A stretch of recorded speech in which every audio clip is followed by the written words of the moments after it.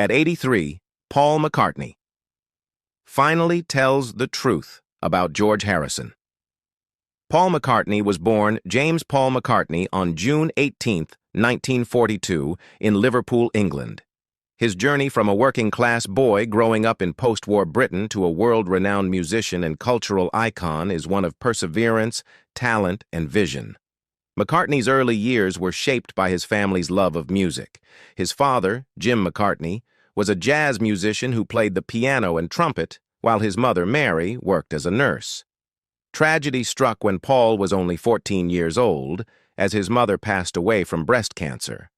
A loss that profoundly affected him, and later influenced some of his most emotional and reflective songwriting, such as the timeless Let It Be, inspired by a dream of her. McCartney's musical journey began when he met John Lennon at a church fete in 1957. Impressed by Paul's ability to tune a guitar and remember lyrics, Lennon invited him to join his band, the Quarrymen. This meeting would go down in history as one of the most significant moments in popular music. Together, Lennon and McCartney formed one of the most successful songwriting partnerships of all time, writing hundreds of songs that defined a generation. When the Beatles emerged in the early 1960s, their combination of talent, charisma, and innovation changed the course of music forever. McCartney, as the band's bassist and one of its lead vocalists, played a vital role in crafting their distinctive sound. His melodic bass lines, versatile voice, and knack for writing both tender ballads and energetic rock tunes made him one of the group's most indispensable members. Throughout the Beatles' meteoric rise, McCartney penned some of their most beloved songs, including Yesterday, Hey Jude, Let It Be, and Blackbird. Each composition displayed his uncanny ability to blend melody and emotion, touching listeners across cultures and generations. While Lennon often provided a more introspective and rebellious edge, McCartney brought melodic sophistication and a romantic sensibility, creating the perfect balance that defined the Beatles' genius.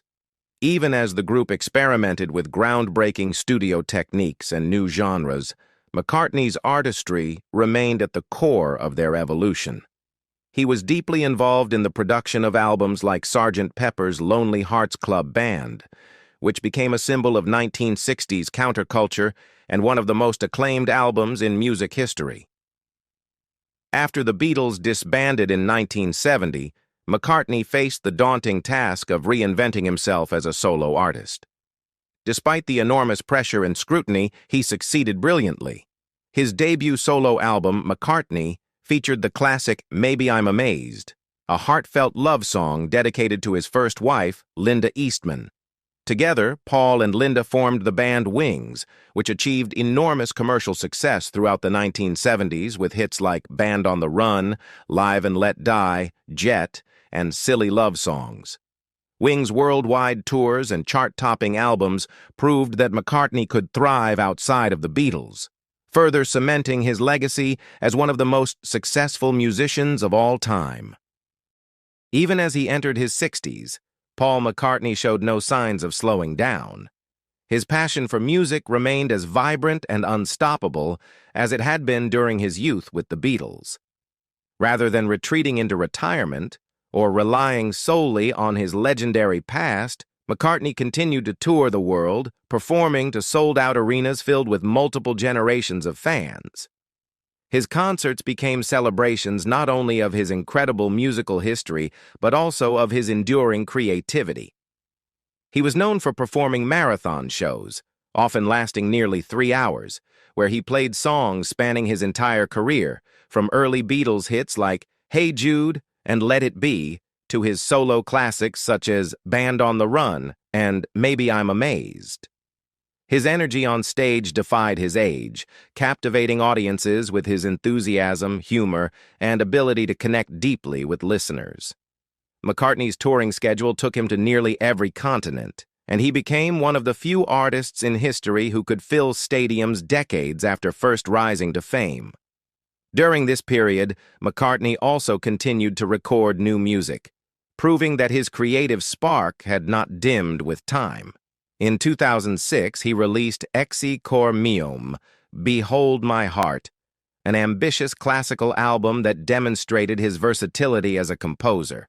This work, written in Latin and English, was a deeply personal project inspired by the memory of his late wife, Linda McCartney.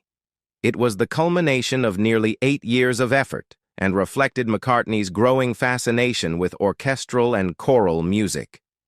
The album's premiere took place at the Royal Albert Hall in London and was performed by the Academy of St. Martin in the Fields and the Boys of Magdalen College Choir, Oxford. Critics praised its emotional sincerity and melodic beauty, describing it as one of his most heartfelt works outside the rock genre. Exi Cor Meum not only earned McCartney a Classical Brit Award, but also established him as a serious composer capable of bridging the gap between popular and classical music. In 2007, McCartney returned to his rock roots with Memory Almost Full, an album filled with reflections on life, aging, and nostalgia. Recorded partly during the dissolution of his marriage to Heather Mills, the record carried both introspection and resilience. Songs like Ever-Present Past and Dance Tonight captured McCartney's ability to balance lightheartedness with deeper emotional insight. Many fans interpreted the album as a meditation on mortality and legacy, with McCartney himself later admitting that some of the tracks were inspired by thoughts of his own life's journey. The album was also notable for being released under his new partnership with Starbucks' Hear Music label, signaling his willingness to adapt to modern changes in the music industry. It received critical acclaim and commercial success, debuting in the top 5 in both the UK and the US charts.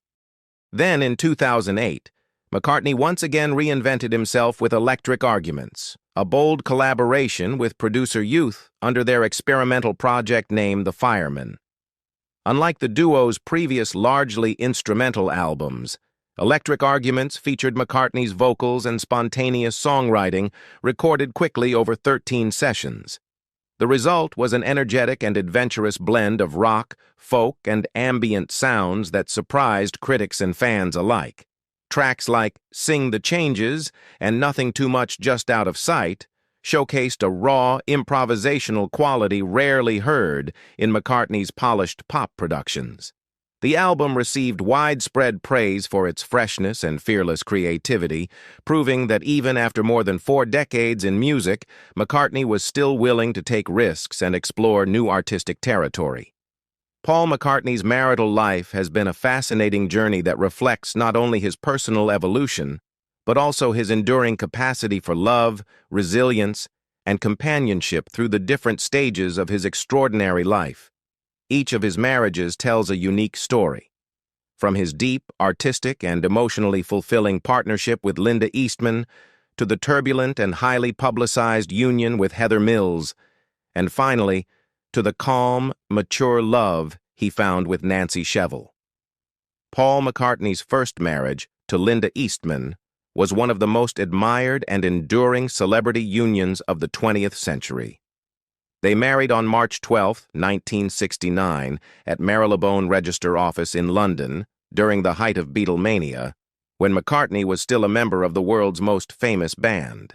Linda, an accomplished photographer and animal rights advocate, had already made a name for herself as one of the few female rock photographers of the 1960s, capturing iconic images of musicians like Jimi Hendrix, The Doors, and the Rolling Stones.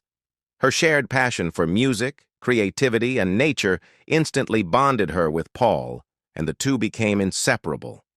The McCartneys were famous for their genuine affection and down-to-earth family life, often shunning the typical rock star glamour in favor of raising their children, Heather, Mary, Stella, and James, in the countryside. Together, they formed the band Wings in the early 1970s, embarking on a successful post-Beatles musical chapter that brought Paul hits such as Band on the Run and Live and Let Die. Linda's influence extended beyond music. She inspired Paul to become a vegetarian and an advocate for animal welfare, leading to the establishment of the Linda McCartney vegetarian food brand. Their marriage lasted nearly 30 years until Linda's death from breast cancer in 1998. an event that left McCartney devastated. He described her as his soulmate and lifelong partner, often saying that not a day goes by without thinking of her. After several years of grief and solitude, McCartney entered a new chapter in his life when he met Heather Mills, a former model and charity campaigner, in 1999 at a charity event. The two began dating soon after, and their relationship quickly became the focus of intense media attention. They married in June 2002 in a lavish ceremony at Castle Leslie in Ireland. Initially, their union seemed to symbolize Paul's hopeful resurgence after the heartbreak of Linda's passing. Heather was known for her humanitarian work, particularly in campaigns supporting amputees and landmine victims, after she herself lost a leg in a 1993 motorcycle accident. However, their marriage was marked by increasing public scrutiny and personal tension. The couple had a daughter, Beatrice, in 2003, but by 2006, their relationship began to unravel amid allegations, media battles, and bitter legal disputes.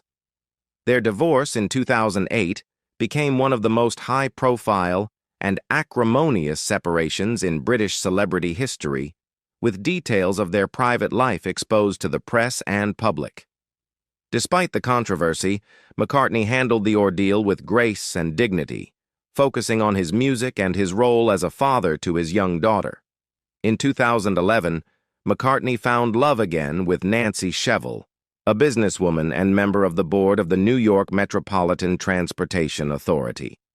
Their relationship, in contrast to his previous marriages, was characterized by quiet stability and mutual respect. Shevell, a longtime friend of McCartney's circle and a distant cousin of Barbara Walters, shared Paul's appreciation for privacy and balance. They married on October 9, 2011, at the Old Marylebone Town Hall in London, the same venue where McCartney had wed Linda more than 4 decades earlier. The ceremony was intimate and elegant, reflecting their mature bond and deep understanding of one another.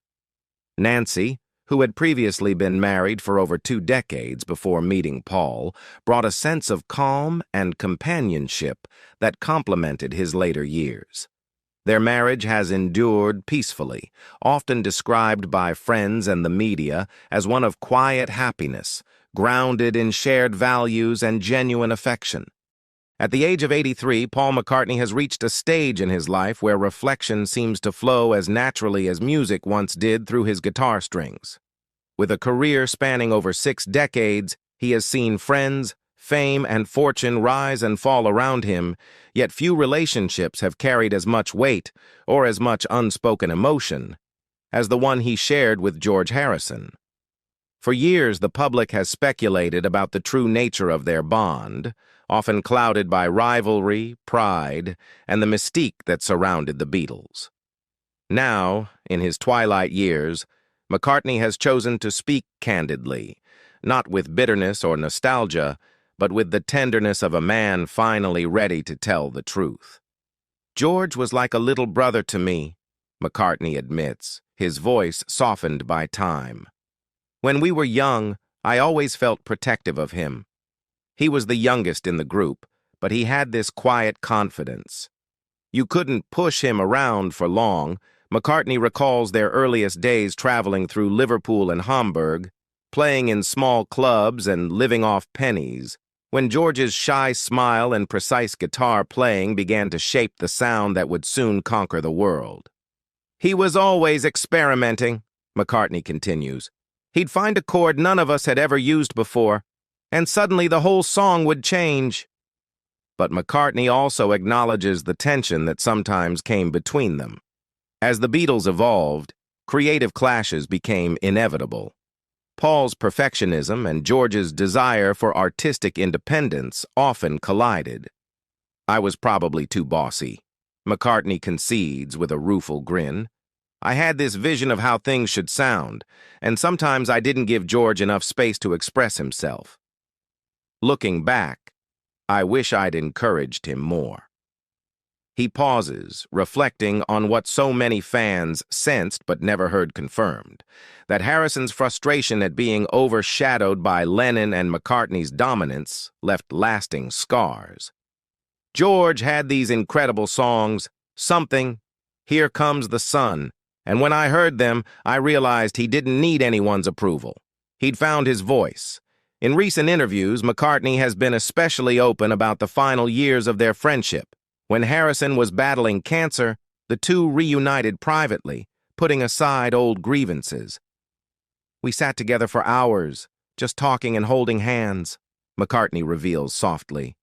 We didn't talk about the Beatles or fame.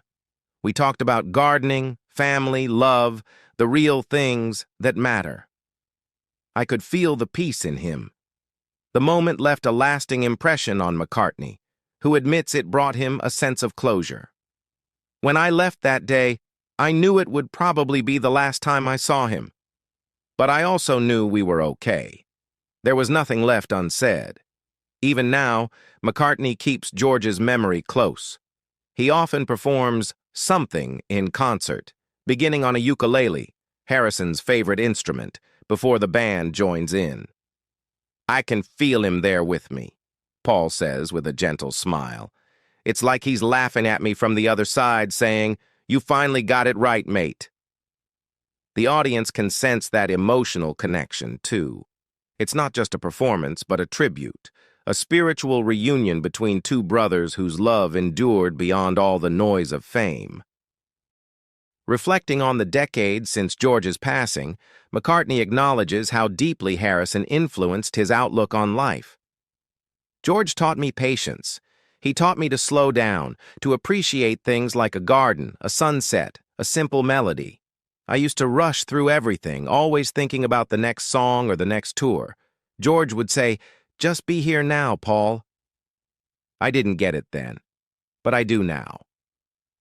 At 83, McCartney speaks not as a Beatle, but as a man who has loved, lost, and learned. His memories of George are no longer tinted by the rivalry or regrets of youth. They are softened by gratitude. I miss him every day, Paul says, but when I play his songs, when I think of him laughing, it feels like he's still around. He's in the music. He's in the air. In revealing this truth, McCartney doesn't just honor his old friend, he completes a circle that began in the smoky clubs of Liverpool and ended in the quiet peace of forgiveness. For him, George Harrison was never just the quiet Beatle. He was a soulmate, a musical partner, and ultimately, a teacher.